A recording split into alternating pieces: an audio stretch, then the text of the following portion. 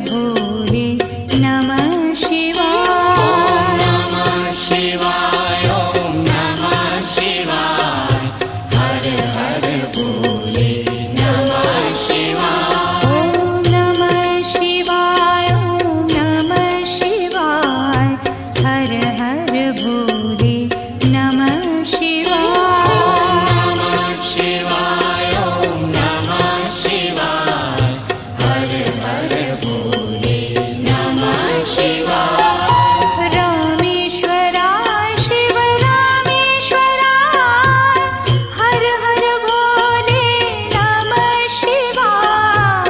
रामेश्वराय शिव रामेश्वराय हर हर भोले नमः शिवाय। नमः शिवाय ओम नमः शिवाय हर हर भोले। ॐ सहना भवतु सहनो भुनक्तु सह वीर्यं करवावहै तेजस्विनावधीतमस्तु मा विद्विषावहै। ॐ शान्ति शान्ति शान्तिः। शङ्करं शङ्कराचार्यं केशवं बादरायणं सूत्रभाष्यकृतौ वन्दे भगवन्तौ पुनः पुनः। ईश्वरो गुरुरात्मेति मूर्तिभेदविभागिने व्योमवत् व्याप्तदेहाय दक्षिणामूर्तये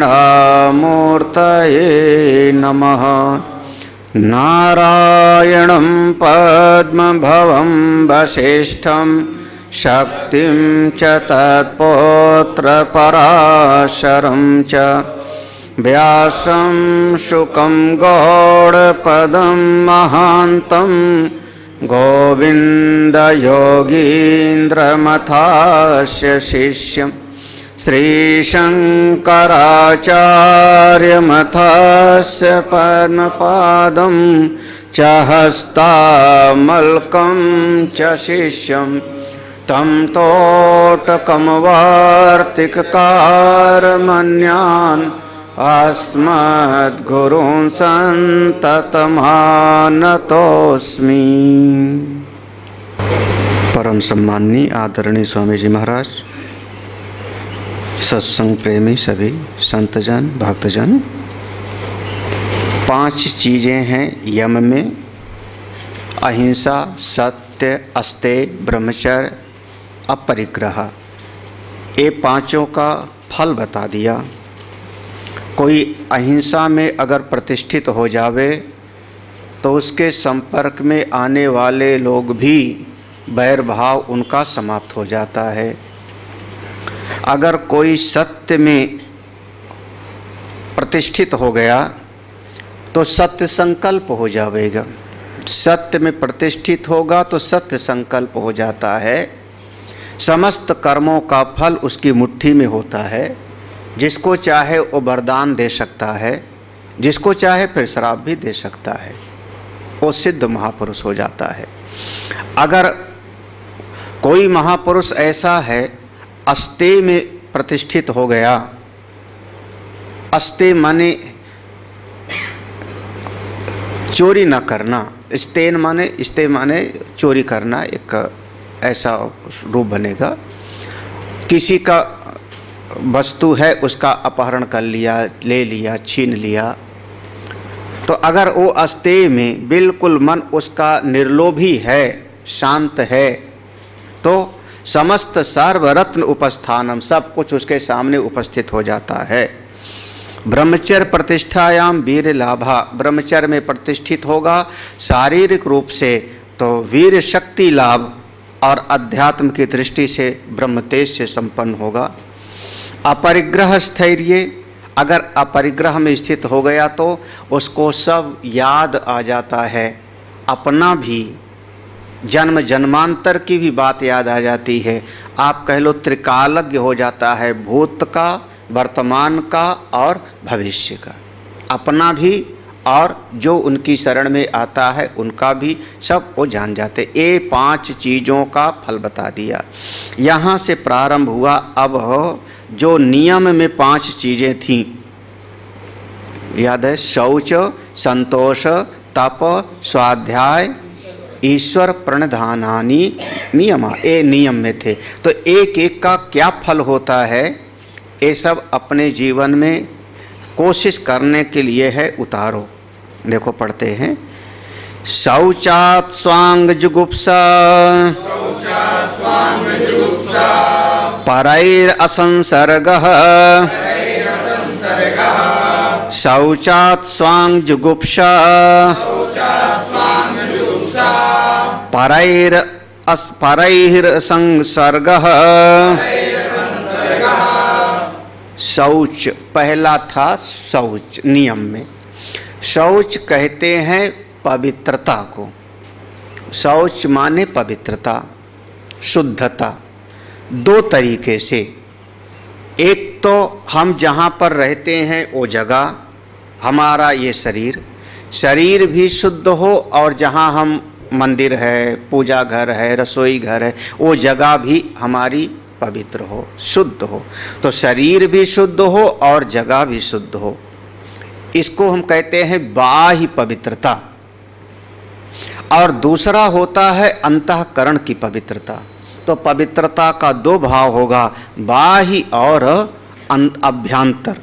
ये दोनों का अंतर बता देंगे। तो ये 40वां जो सूत्र है, ये बाह्य शौच का, और 41वां अभ्यंतर का, ये दोनों का फल बताएंगे।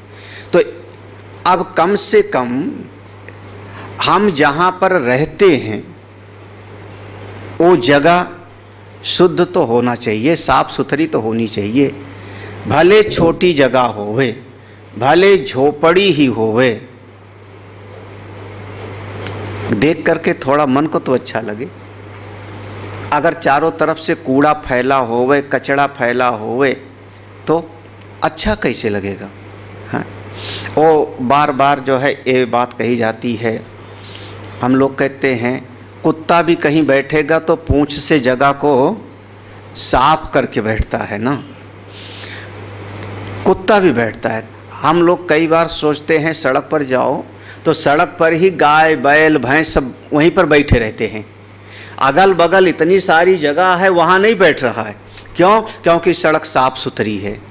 अभी मध्य प्रदेश गए वहाँ, और इधर जाओ आप गुजरात की तरफ, तो सड़कें पर बैठे हुए हैं, झुंड का झुंड। बाहर भी जगह है, इधर भी जगह है, सड़क के बाहर भी, वहाँ बैठ जाए पशु। बोले नहीं, सड़क साफ सुथरी है ना। तो जब एक पशु को भी साफ सुथरी जगह अच्छी लगती है, हमको भी साफ सुथरी जगह अच्छी लगती है, तो और भगवान को हम चाहते हैं, परमात्मा को चाहते हैं, और बाहर से जगह भी साफ सुथरा ना होवे तो बताओ कैसे परमात्मा विराजमान होंगे। इसको कहते हैं बाह्य शुद्धि। तो हमारा बाहर से स्थान शुद्ध, कम से कम भगवान का मंदिर बहुत साफ सुथरा होना चाहिए। बहुत सारे लोगों के घर में जो ड्राइंग रूम तो साफ सुथरा होता है, और भगवान का जो मंदिर होता है वो बिल्कुल वैसे गंदा संदा पड़ा रहता है। जरा सा कुछ न कुछ मिश्री वगैरह चढ़ा दिया तो चींटियाँ भी वहीं पर घूमती रहती हैं, अच्छा नहीं लगता। साफ सुथरा होना चाहिए।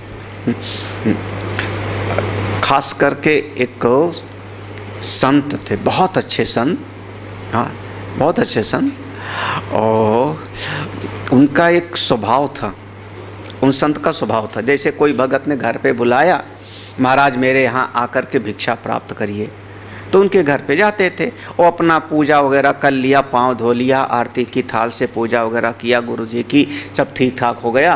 तो वो कहते थे तुम्हारा बाथरूम किधर है, थोड़ा बाथरूम जाना है। हाँ, अब आदमी ने जो बाथरूम ले गया, दिखाया, ठीक है, बाथरूम गए, हाथ पांव धो के बाहर आ गए। फिर वो कभी कभी रसोई में ऐसे झांक लेते थे, क्या बना रही हो फिर खाने के लिए, क्या बनाया है आज भंडारे में। हाँ, आप वो लोग तो समझते हैं महाराज बड़े प्रसन्न हैं, देखो हमारी रसोई को देखा। वो नहीं समझ रहे हैं कि आपकी रसोई को देख करके, बाथरूम की देख के समझ गए कि आप कितना साफ सुथरा रहते हो। अगर आपका बाहर से साफ सुथरा नहीं है तो आपका मन कैसे साफ सुथरा होगा? जो बाहर गंदगी में रहेगा तो उसका मन भी, अंतःकरण भी मलिन ही तो होगा, कैसे रह पाएगा? वस्त्र आपके साफ हो, फटा हो वह 4 जगह से फटा हो वह वस्त्र, उसमें क्या है? संतों के रहते थे लेकिन साफ सुथरा तो हो। तो बाहर से हमारा स्थान साफ हो, हमारा शरीर कम से कम स्नान आज करें, शुद्ध हो। तो शौच माने पवित्रता, शुद्धता। किसमें? आपके घर में, आपकी रसोई में, आपके वस्त्र में, आपके शरीर में। अगर आपका ये सब पवित्र होगा तो क्या होगा? बोले शौचात स्व अंग जुगुप्सा। एक दिन पक्का समझना कि आपको अपने इस शरीर से वैराग्य हो जाएगा। जुगुप्सा माने वैराग्य। इसी शरीर से बताओ, इतना धोते हैं, इतना नहलाते हैं शरीर को, फिर भी आँख से जो है कीचड़ आता है, नाक से निकलता है, कान से जो है देखो तो मैल भरी रहती है। कैसा लगता है शरीर?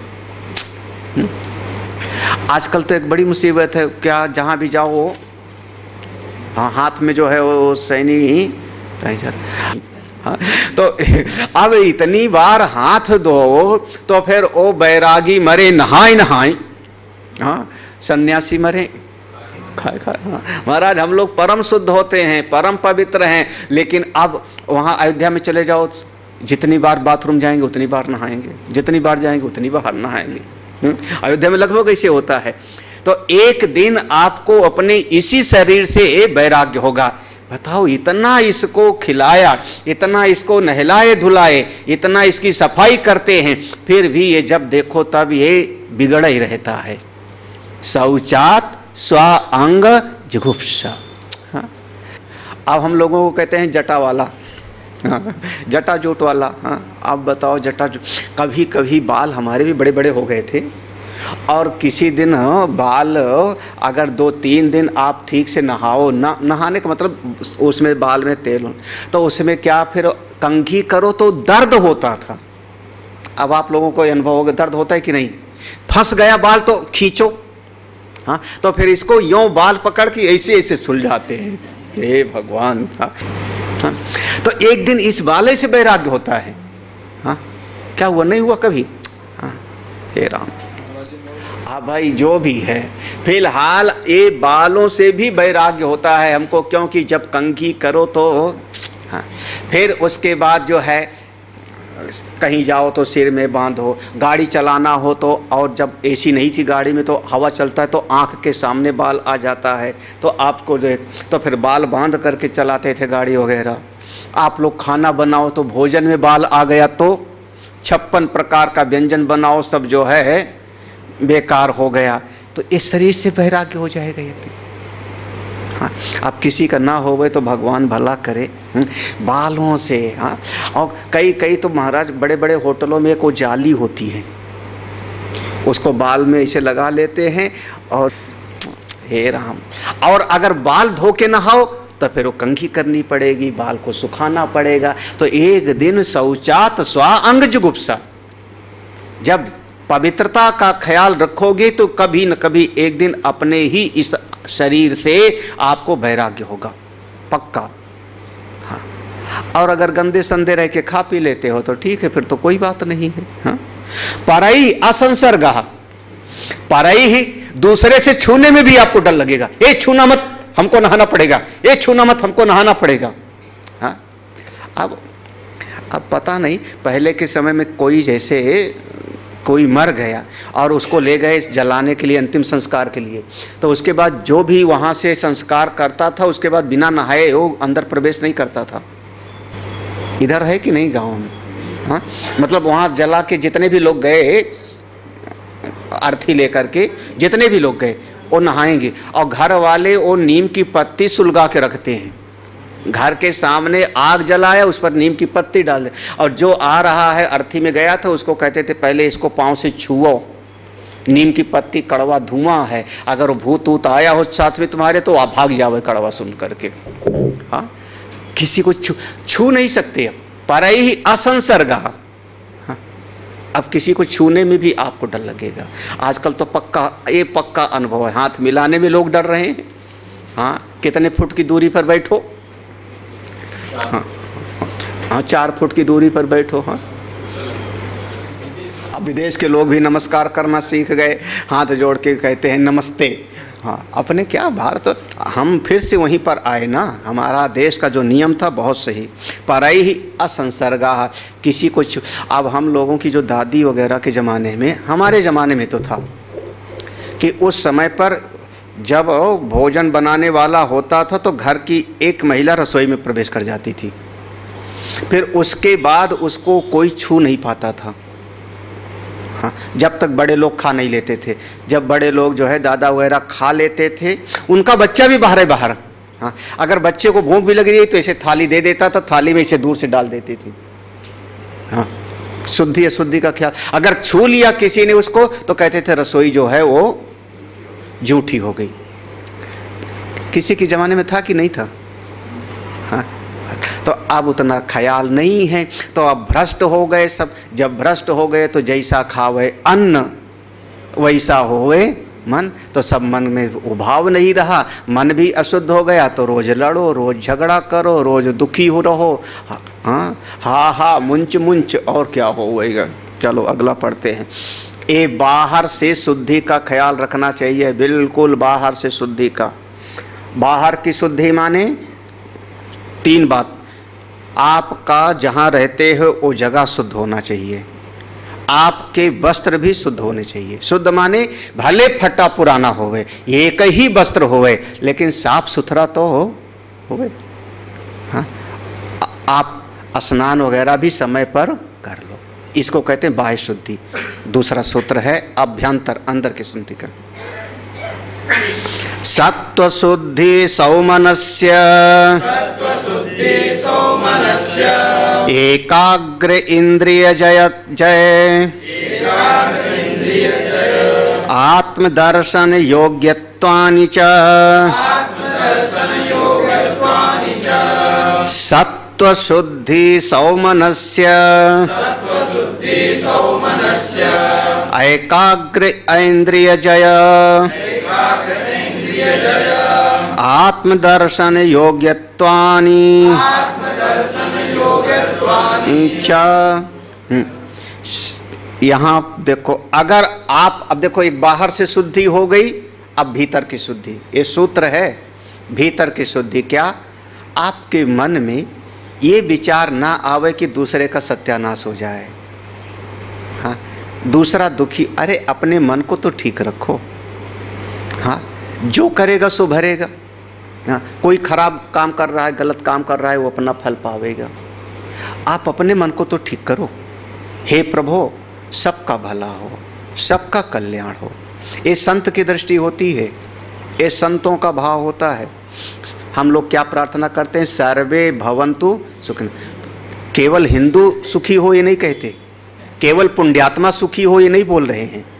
हम किसको करें? सर्वे भवन्तु सुखिनः, सभी सुखी हों, सभी निरोगी हों। हाँ, यही तो हम कह रहे हैं। हाँ, हे प्रभु, कोई भी प्राणी इस जगत में दुख प्राप्त ना करे।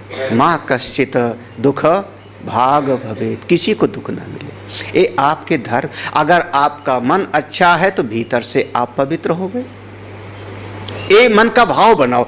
जो हमारा नुकसान भी कर रहा है, कोई हमारा नुकसान भी कर रहा है, वो जो करेगा उसका कर्म उसके साथ में। आप अपने हृदय को तो अच्छा बनाए रखो, अपने मन को तो अच्छा बनाए रखो। और अगर सही कहूँ तो मेरा तरीका अपनाओ, जो तुम्हारा बुरा सोचे घर पे आ जावे तो उसको ज़्यादा बढ़िया चाय पिलाओ नमकीन के साथ, ज़्यादा सेवा करो। जो तुम्हारा कभी अनभला करता है, देखो परमात्मा की कृपा। फिर हाँ, जो मित्र है उसका तो ख्याल रखते ही रखोगे। जो आपका भला करता है उसको तो खिलाओगे पिलाओगे। जो आपका अनभला करता है उससे प्रेम करके दिखाओ। उसके मन में खुद ही एक कचोट होगी, बताइए मैंने इनका इतना नुकसान किया और ये मुझको इतना जो है प्यार कर रहे हैं। ये मन की शुद्धि है। और सब लोग सुने हो, मन के हारे हार है, मन के जीते जीत। संस्कृत भाषा में किसी को द्विविधम ही मना प्रोक्तम शुद्धम अशुद्धमेव च, याद आया? नहीं याद है। अशुद्धम, देखो याद रखना चाहिए। ये शायद अद्वैत मकरंद का होगा, हाँ, ब्रह्म विद्या उपनिषद का भी है, अद्वैत मकरंद भी एक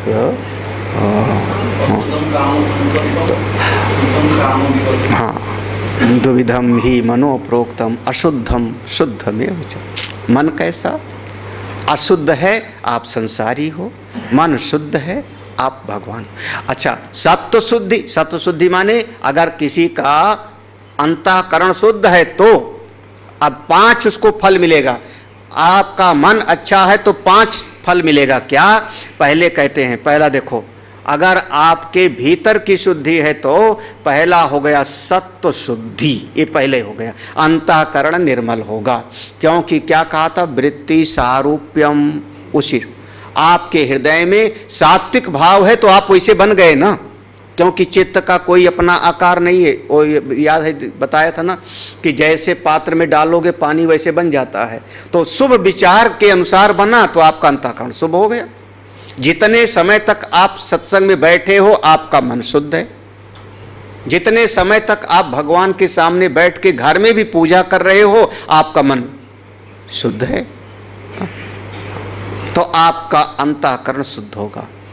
मन की शुद्धि से एक अंतःकरण की शुद्धि हो जाएगी। दूसरा है सौमनस्य। सौमनस्य माने आपका मन आपको प्रसाद देगा, अच्छा लगेगा। सुमनस्य, सुंदर रहेगा। आपका मन ही आपको लगे आज कुछ अच्छा काम किए, आज देखो एक माला जाप हो गया, बहुत बढ़िया लगा। आज हम सत्संग में गए थे, मन हल्का हो गया। तो मतलब आपका मन ही प्रसन्न है ना, तो आपका मन आप पर कृपा कर रहा है जी। हाँ, मन की प्रसन्नता, अरे मन की प्रसन्नता बहुत बड़ी चीज है जी। हाँ, आपका मन थका आ रहा है, रोया रोया सा है, सबसे आदमी जो है शिकायत कर रहा है, ये अच्छा नहीं, तो आप दुखी हो, संसार में हो। हाँ, सौमनस्य, आपका मन अच्छा हो। हाँ, तीसरा एकाग्र, आपका अब आप चित्त एकाग्र हो जाएगा। जिस बात को समझना चाहोगे बिल्कुल उसी पर चित्त जाकर के टिक जाएगा। ये तीसरा फल, अंतःकरण की शुद्धि, मन की प्रसन्नता और चित्त की एकाग्रता। देखो तीसरा फल इंद्रिय जय, और आपका अपनी ये जितना ज्ञानेंद्रिय है 5 की और कर्मेंद्रिय है 5, ये 10 इंद्रियों पर आपका स्वामित्व हो जाएगा। आप इसके स्वामी बन जाओगे। जैसे उपनिषद में कहा कि ये शरीर रथ है, इंद्रियां घोड़े हैं, तो जैसे घोड़ा सब बस में हो गए तो रथ बहुत बढ़िया चलता है। आप चाहें आंख देखती है, आप नहीं चाहते तो आंख नहीं देखेगी। आप चाहते हैं तो कान सुनेगा, नहीं चाहते तो कान नहीं। ये स्वामी बनना बहुत साधना के बाद है कि आप अपने स्वामी खुद बन जाओ। ये संतों का जो एक नाम है ना, स्वामी कहते हैं ना, संतों का स्वामी जी। स्वामी माने क्या? अपने स्वयं के स्वामी है वो, अपने स्वामित्व को प्राप्त हो गए वो। उनका अपना जीवन उनके अपने बस में है। हाँ, चलो एक शब्द, एक अक्षर और आगे जोड़ दो स्वामी के साथ में, गोस्वामी, गो जोड़ दो। हाँ, तो गो जोड़ दिया आपने, गोस्वामी तुलसीदास। हाँ, तो गो माने पृथ्वी भी होती है, गो माने गाय भी होती है, गो माने इंद्रिय भी होती है। हाँ, तो वो अपने इंद्रियों के स्वामी हैं, यही है। हाँ, अपने, या जैसे कभी कहा आपने महाराज जी आइए, तो कहाँ कौन से देश के महाराजा हैं? कौन सा नगर है? अवध की कौशल? बोले कुछ नहीं, अपने अंतःकरण के महाराज हैं, अपनी मर्जी के महाराज हैं। हाँ, यही स्वामी है। अपने स्वामी स्वयं बनो। हाँ? एकाग्र इंद्रिय जय, आप अपने स्वामी बन जाओगे। और एक फिर उसके बाद आत्मदर्शन योग्यत्वान, अब आप आत्मज्ञान के योग्य हो जाओगे। आत्मज्ञान की योग्यता आपको प्राप्त हो जाएगी अगर आप भीतर से भी शुद्ध होगे तो बाहर से शुद्धि, उसका फल कि आपका इस शरीर से बाह्य जगत से थोड़ा वैराग्य होगा, और जब आभ्यंतर शुद्धि होगी तो आपको 5 फल मिलेगा। अंतःकरण की शुद्धि, मन की प्रसन्नता, चित्त की एकाग्रता, इंद्रियों के आप स्वामी बन गए और परमात्मा को पाने के लायक बन गए। हाँ? अभी भी आज के ज़माने में भी अगर किसी को मुख्यमंत्री, प्रधानमंत्री या राष्ट्रपति से मिलना हो, आज के ज़माने में भी राष्ट्रपति से कोई बच्चे को पुरस्कार लेना तो उसकी ड्रेस कोड होगी, है ना, ड्रेस कोड होता है। उसको एक विशेष प्रकार का कपड़ा पहन के जाना पड़ेगा। ऐसे नहीं जैसे आप हो ऐसे जा कर के नहीं ले सकते ना। वो आप लोग कभी 26 जनवरी को कुछ बच्चों को पुरस्कार दिया जाता है या कभी और, तो उसकी अपनी एक नियम है, एक विधि है, उसी के अनुरूप। तो अब परमात्मा से मिलना हो तो उसके लिए योग्य बनना पड़ेगा। आपको उस योग्य बनिए। हाँ, ये योग्यता आ जाएगी आत्मदर्शन की। यहाँ पर शौच का पूरा हुआ। हाँ, 5 हैं नियम में। शौच, दूसरा था संतोष। संतोष को देखो, संतोषाद अनुत्तम सुख लाभ, संतोषाद अनुत्तम सुख लाभ। अब ये तो समझाने की जरूरत है नहीं, ये तो हमेशा सुनते रहते हो। संतोषात माने संतोष से, उत्तम, अनुत्तम। अनुत्तम माने जिससे उत्तम और कुछ दूसरा नहीं। जैसे आपने कहा उत्तम श्रेणी, तो उत्तम श्रेणी आपने फिर कहा मध्यम श्रेणी की अपेक्षा से। कोई मध्यम होगा तो आपने कहा उत्तम। फिर उत्तम में भी कोई न कोई श्रेणी बन सकती है ना। अनुत्तमम, जिससे ऊपर श्रेष्ठ और कुछ भी नहीं। संतोष से बड़ा सुख और कुछ। कौन सा वो दोहा बहुत पुराना याद था, गोधन, गजधन, बाजधन और रतन धन खानी, जब आवे संतोष धन, सब धन धूरी समान। संतोष अपने भारतवर्ष की ये थी। हमारे भारतवर्ष में संतोष को बहुत प्राधान्य दिया। पाश्चात्य देशों में ये सभ्यता में नहीं थी। पाश्चात्य देशों में वस्तु प्रधान जीवन था। जिसके पास जितना बढ़िया बढ़िया वस्तु चीज़ें, वो बड़ा माना जाता था। हम लोगों के यहाँ संतोष बड़ा था। तभी तो बड़े बड़े सम्राट भी जो है महात्माओं को आकर के प्रणाम किया करते थे जी। ये पहले भी था और अभी भी है। ऐसा मत समझना कि अब नहीं है, अभी भी है, अभी भी है। तो अभी हम मुंबई में थे, तो मुंबई में जो वहाँ के सचिव हैं प्रेमपुरी के, उनका स्वामी जी कल हमको रात में जाना पड़ा एक भागवत में। हमने कहा कहाँ? बोले रमेश भाई ओझा की भागवत में जाना पड़ा। तो उन्होंने बताया वो करवाने वाले कौन, वो अंबानी परिवार। वहाँ कोकिला बेन और उनका नीता अंबानी और उस पूरा परिवार उनका बैठा भागवत सुन रहा था। हाँ, वहाँ पर तो अभी भी लोग, हाँ, पहले भी था अभी भी। संतोषी अगर कोई है तो उसके साथ। अब अच्छा, भगवान कृष्ण सुदामा को ऊपर बिठाए और खुद बैठ कर के नीचे उनके पाँव धोए। क्यों? क्योंकि संतोषी है। हमारे यहाँ पर संतोष से बड़ा और कोई सुख नहीं। हाँ, मन संतुष्ट, आपका जीवन संतुष्ट। अच्छा, भोजन मिल रहा है कि नहीं? भले 2 महीना से घर से ना निकले हों, भोजन सबको मिला कि नहीं? हाँ, वस्त्र मिला, रहने के लिए छत है। बताइए, रोटी, कपड़ा, मकान, पुरानी लड़ाई है और तीनों मिल रहा है, फिर भी काहे के लिए हाय हाय मचाना? बोले वो 4 इंच जमीन हमारी फलानों ने दबाई ली। हे राम, हाँ, इतना जमीन है वो नहीं, 4 इंची दबा लिया तो बेचैन हो के मर रहे हो आप। काहे के लिए तप्त हो? संतोष से बड़ा और कोई संतोष। और अगर आप संतोष करते हो तो पक्का समझना परमात्मा की कृपा आपके साथ रहती है फिर। हाँ, चलिए जी, ये बहुत हमेशा सुनते रहते हो तो इस पर ज़्यादा ध्यान नहीं देना। पढ़ लो आप लोग, यहाँ पर हमारा बताने का नहीं है। हाँ, क्योंकि संतोष तो हमेशा सुनते रहते हो, ये भी चाहिए, वो भी चाहिए, वो भी चाहिए, चाहे दाएं से कमाओ चाहे बाएं से कमाओ, एक घर कम है दूसरा घर चाहिए, बड़ा घर चाहिए, हाँ, बड़ी गाड़ी चाहिए हमेशा। तो नाम का नहीं, हाँ, असली वाला है ना, असली वाला है। असली वाला कौन? बोले भीतर से संतुष्ट हो। तीसरा पढ़ते हैं, शौच संतुष्ट। काय इंद्रिय सिद्धि, अशुद्धि क्षया तपसः, कायेन्द्रिय सिद्धिर, अशुद्धि क्षया तपसः। देखो, काय इंद्रिय सिद्धि, काय माने शरीर, इंद्रिय, शरीर और इंद्रिय दोनों की सिद्धि हो जाती। सिद्धि माने आपके बस में हो जाते हैं। शरीर और इंद्रिय दोनों आपके बस में हो जाते हैं। कब? अशुद्धि क्षयात, जब सारे दोष मिट जाते हैं तो।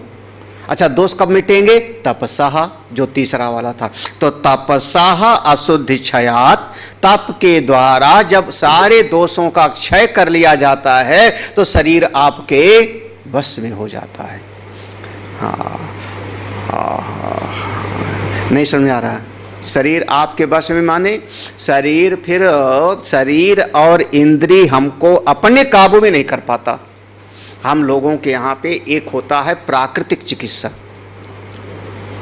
सुना है कभी? नहीं। नेचुरोपैथी, जैसे अंग्रेजी दवाई, एलोपैथी, होम्योपैथी, आयुर्वेदिक, यूनानी, हाँ, तिब्बतियन, ये सब होते हैं। तिब्बतियन में गोली होती है बड़ी बड़ी सी, वो पता नहीं गोबर वोबर सब मिला के दे देते हैं, भगवान जाने, भूसा भूसा, हाँ, तो वो सब का सब दवाइयाँ होती हैं। तो एक है प्राकृतिक चिकित्सा, नेचुरोपैथी।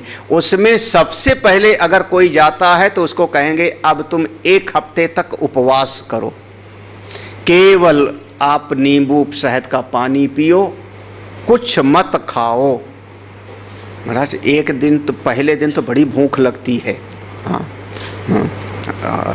कभी कभी करना चाहिए आप लोगों को भी। पहले दिन आप नींबू पानी पिए, शहद पानी पिए तो थोड़ा सा जो, और पानी खूब पियो, पानी खूब पियो। तो पूछा क्या होगा? तो कहते हैं पेट की सफाई कर रहे हैं। जो कचरा तुमने इकट्ठा कर रखा, जैसे घर की सफाई करते हो तो पानी डाल डाल करके चारों तरफ से पेट की सफाई कर रहे हैं। आप लो, दूसरे दिन भी खूब भूख लगती है, जब भूख लगे पानी पी लो। तीसरे दिन से भूख जो है लगना कम हो जाता है। ये व्रत का समझना, 2 दिन भूख बहुत सताती है, तीसरे दिन से भूख लगना कम हो जाता है, क्योंकि जो शरीर है वो शरीर के अंदर का ही जलाना शुरू कर देता है, अंदर का। और इसीलिए नवरात्र का व्रत वगैरह करना 2 दिन कठिन है, उसके बाद फिर आसान हो जाता है। लेकिन आजकल तो नवरात्र में 5 तरह का तो लड्डू खा लोगे, हाँ, कुट्टू और सब खा लोगे तो पता ही नहीं लगेगा ना। केवल नींबू पानी पी के रह के देखो। फिर 7 दिन अगर हो गए, 6-7 दिन, तो कहेंगे अब दलिया खिचड़ी खाओ, उससे आपका शरीर शुद्ध हो जाएगा। जब शरीर शुद्ध हो जाएगा तो फिर वो, जैसे शरीर 5 महाभूतों से बना है ना, पृथ्वी, जल, अग्नि, वायु, आकाश, 5 तत्वों से हुआ ना। तो आप नहीं खाए तो आकाश तत्व से हो गया। फिर 2-3 दिन आपको कहेंगे अब आप कटी स्नान करो, जल से, और उसमें जल में बिठा देंगे और कहेंगे गुनगुने जल में आप बैठे रहो आधा घंटा 1 घंटा, वो सब उसकी प्रक्रिया होती। फिर मिट्टी का लेप लगाएंगे। अभी पंचकर्म हो गया, 5 महाभूत हैं तो पंचकर्म, उसी पंचकर्म कभी पढ़ा होगा, हाँ? वो 5 चीज़ें। फिर मिट्टी का शरीर पर लेप लगा देंगे, उससे जो है आधा घंटा आप मिट्टी से सुखाओ, ठीक करेगा। फिर भाप का स्नान कराएंगे। हाँ, एक कमरा बना रखा है, उसमें पानी को खूब गर्म करेंगे, भाप, और उसमें बैठो जो है। ऐसे ऐसे जो है शरीर शुद्ध हो जाता है तो बीमारी ठीक हो जाती है। हम लोगों की सबसे बड़ी बीमारी है खा खा के मरते हैं। तो ज़्यादा खाओगे फिर ज़्यादा भोगोगे। तपस्या, थोड़ा तपस्या करो, सहो, भूख को सहो, सर्दी गर्मी को सह लो, सुख दुख को सह लो, निंदा स्तुति को सह लो, सम्मान अपमान को सह लो। जो सहता है उसी का नाम है तप। जब आप सहोगे तो आपका शरीर, इंद्रियां सब शुद्ध हो जाएंगी। बिल्कुल, तपस्या आपको शुद्ध करती है। जैसे अग्नि में आपने सोना डाला तो शुद्ध होकर निकलेगा। अगर किसी को भी आगे बढ़ना हो तो थोड़ा तपस तो करना पड़ता है। बिना सहन शक्ति को बढ़ाए आगे कोई नहीं बढ़ सकता। हाँ, करना तो पड़ता है। हमको तो लगता है आजकल लोग कितनी तपस्या कर रहे हैं। कहाँ पंजाब से पैदल ही चला जा रहा है, कहाँ जाना है, बोले बिहार। पैदल, और अकेले नहीं, गठरी भी ला दे, बाल बच्चे भी लिए। इतनी कभी कल्पना भी नहीं हो सकता था कि पंजाब से यहाँ तक उसको कह दो कि यहाँ से वो चलो वहाँ पर गंगा जी के लिए पैदल चल के नहाओ, बोले मोटरसाइकिल निकालो। हाँ, आजकल गांव में है, आजकल गांव में है। ओ भाई, गांव में सवेरे सवेरे सबके घर में पहले बाथरूम शौचालय नहीं होता था, तो बाहर जाते थे खेत में। बाद में फिर बाथरूम के लिए, शौच के लिए भी जाना है तो साइकिल से, मोटरसाइकिल से सवेरे जाएगा। सब्जी भी लेने जाना है, आप बच्चे को कह दो सब्जी ले आओ, पैदल जाएगा कोई? कहेगा मोटरसाइकिल लेके जाऊंगा। और कहाँ, वहाँ से इतना सड़क पर चले जा रहे हैं पैदल, नंगे पाँव। बिना तप के आप आगे नहीं बढ़ सकते। तो इसलिए जीवन थोड़ा सहन शक्ति वाला होना चाहिए। क्या सहो? द्वंद्व को। द्वंद्व माने दो दो का जोड़ा, भूख प्यास, सर्दी गर्मी, सुख दुख, मान अपमान, ये सब द्वंद्व हो गया ना। ये दो दो के जोड़े, ये दो दो के जोड़े जो आते हैं, सह लो।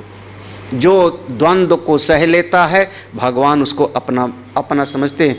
अब चाहे भगवान राम का जीवन ले लो, चाहे युधिष्ठिर का जीवन ले लो, चाहे राजा नल का जीवन ले लो, महात्माओं का जीवन ले लो, सब सहते हैं, आगे बढ़ते। जो सहता है आगे बढ़ते।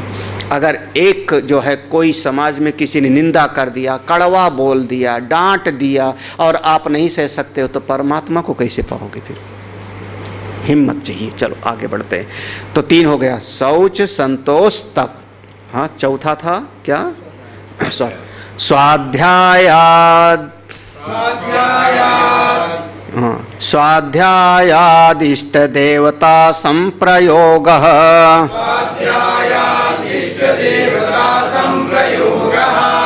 स्वाध्यायादिष्ट देवता संप्रयोगः।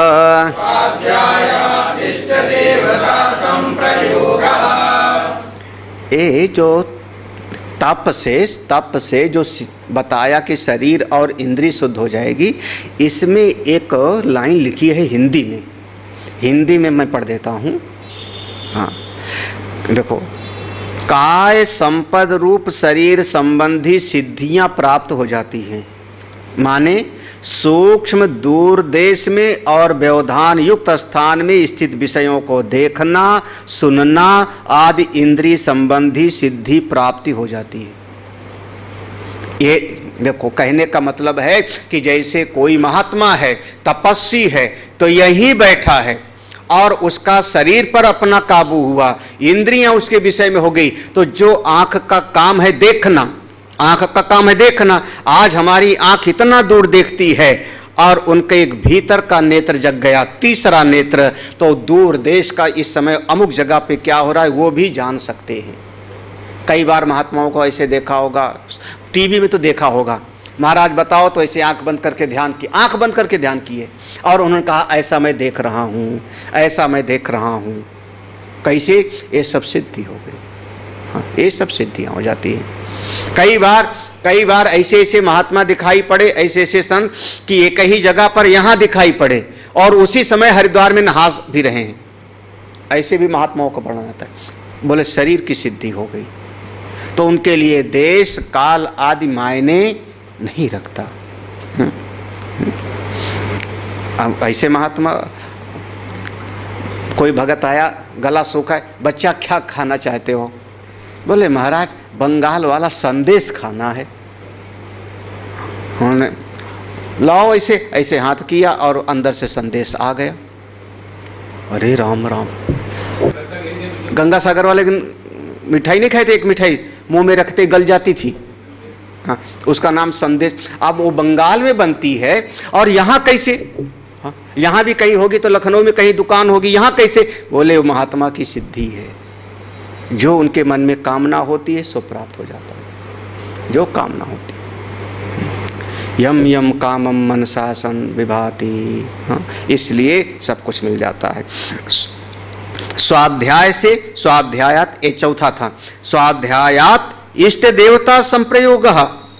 स्वाध्याय अगर कोई करता, स्वाध्याय माने जैसे सत्संग में आ गए, घर में थोड़ा गीता जी पढ़ लिया, रामायण पढ़ लिया, स्वाध्याय अगर कोई करता है तो उसको अपने इष्ट देवता का साक्षात्कार हो जाता है। इष्ट देवता संप्रयोग, जो उसके आराध्य देवता हैं, जिस देवता की आराधना करोगे उनका साक्षात्कार हो जाएगा, दर्शन हो जाता है। अब कोई कहे कि भगवान का दर्शन, तो भाई कुछ भी कहे ले कोई, वेदांत में तो बहुत सारी बातें हैं, लेकिन वेदांत के अपने स्वामी अखंडानंद महाराज कहते हैं हमको दर्शन हुआ। अब उनसे ज़्यादा वेदांत में डूबा हुआ महापुरुष, वो कहते हैं हमको दर्शन हुआ। और भी कई महापुरुष लोग कहते हैं हमको दर्शन हुआ, बिल्कुल। हमारे स्वामी तपोवन महाराज कहते थे, तपोवन महाराज कहते थे, वो कैलाश में, कैलाश चले जाते थे, पहाड़ में घूमा करते थे हिमालय में, तो कहीं पर जो है वो ऐसा था कि फंस गए, चले जा रहे हैं, वहाँ बर्फ़ बर्फ़ होती है, और कई बार बर्फ़ के नीचे नदी होती है, गड्ढा होता है, खाई होती है, ऊपर से बर्फ़ जमी हुई है, पता नहीं लगता।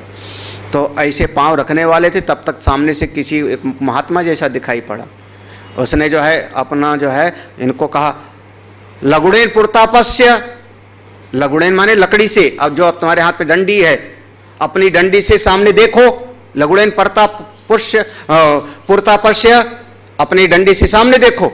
जब इन्होंने ऐसे डंडे से उसको उखरा तो बर्फ टूट गई, नीचे खाई थी 50 फुट।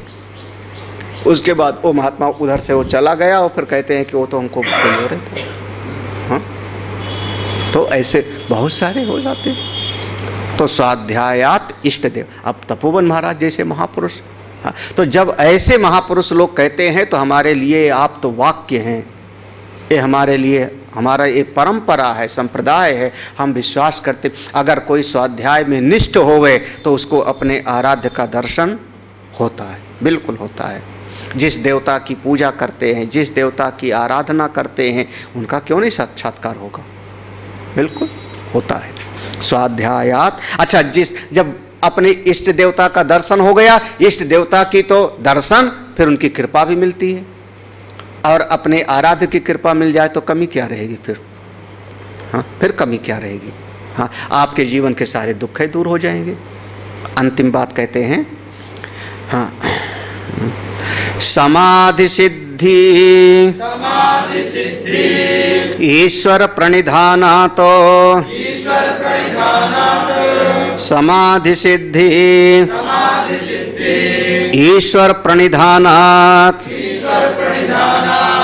समाधि सिद्धि, बिल्कुल समाधि लग जाएगी, मन शांत हो जाएगा, आपका दृष्टा स्वरूप अपने आप में स्थित हो जाएगा। कब? ईश्वर प्रणिधानात्, जब भगवान पर पूर्ण भरोसा करोगे तो, ईश्वर पर पूर्ण विश्वास। हमारे तो रक्षक केवल वो हैं, वो है। वो स्थिति जैसे अर्जुन की है, जैसे द्रौपदी की है। हाँ, ये शरणागति में थोड़ा थोड़ा नहीं होता, थोड़ा थोड़ा नहीं होता, हाँ, पूरा का पूरा। हाँ, हमारे सुख के साथी परमेश्वर, दुख के साथी परमेश्वर। वो जो कर रहे हैं मेरे लिए, जो कर रहे हैं, क्योंकि सारे जगत के नियंता वही हैं, जो परिस्थिति हमको दे रहे हैं मेरे कल्याण में, वही कल्याणकारी है, वही मेरे लिए हितकारी है। चाहे वो अनुकूल हो, चाहे प्रतिकूल हो, हमको चाहे अच्छा लगता हो, चाहे अच्छा न लगता हो, लेकिन जैसा है घर में, बाल बच्चों में, परिवार में, समाज में, वही परिस्थिति हमारे विकास के लिए सहायक है। दृढ़ विश्वास हो परमात्मा पर, वो 3 लोक के स्वामी हैं। एक दिन शायद हमने उपनिषद में प्रसंग लिया था, भगवान है अस्ति भाव, भगवान और हमारा गुण एक है स्वजाति भाव, वो भी सच्चित आनंद, हम भी सच्चित आनंद। हाँ, भगवान हमारे नित्य संबंधी हैं, क्योंकि सर्वव्यापक हैं तो हमसे दूर नहीं हो सकते, उनका हमारा नित्य संयोग है। हाँ, वो जो कर रहे हैं, जो कर रहे हैं मेरे कल्याण के लिए कर रहे हैं, मेरी भलाई के लिए। हाँ, इसीलिए जो भक्त है कभी विचलित नहीं होता। जो भगवान का भक्त है, भगवान पर जिसका भरोसा है, वो विचलित नहीं होता। जैसी परिस्थिति है, वाह वाह बहुत बढ़िया, आज इस तरीके से, हाँ आज इस तरीके से, आज बताओ क्या बढ़िया भगवान ने मौका दिया। सवेरे से 5 घर भिक्षा मांगी, एक भी घर भिक्षा नहीं मिली। आज भगवान चाहते एकादशी का व्रत करो। हाँ, ये महात्माओं की दृष्टि है, ये महात्मा लोग, ये नहीं कि देखो 5 घर भिक्षा मांगी, जरा सा एक मुट्ठी तक नहीं मिला, ऐसा नहीं बोलेगा। वो कहेगा देखो भगवान चाहते हैं कि आज ऐसा करो। हाँ, किसी दिन एक बहुत बढ़िया महात्माओं का एक गायन है, उसका नाम है कौपीन पंचकम, 5 श्लोक का एक गीत है। सुर मंदिर ये तो भज गोविंदम में है। हाँ, कौपीन पंचकम में 5 श्लोकों का है। तो वहाँ पर अब एक बैठा हुआ है कहीं मंदिर के बरामदे में, भ्रमण करते करते महात्मा चला जा रहा है, मंदिर के बरामदे में बैठा है और रात में खूब मच्छर काटने लगे। मच्छर काटने लगे तो महात्मा ने कहा वाह वाह प्रभु, हम समझ गए भगवान आप आज मच्छर बन कर के आ रहे हो, हमको कह रहे हो कि सो मत जागो, भजन करो, जाप करो। लो अब मैं जाप ही करता हूँ। आप क्या करते? दुनिया खराब है, ऑल आउट भी नहीं लगाया, गुड नाइट भी नहीं लगाया, धुएं ही जला देते जरा सा नीम की पत्ती का, है ना। और महात्मा कहते हैं वाह वाह भगवान ऐसा चाहते। हाँ, हाँ।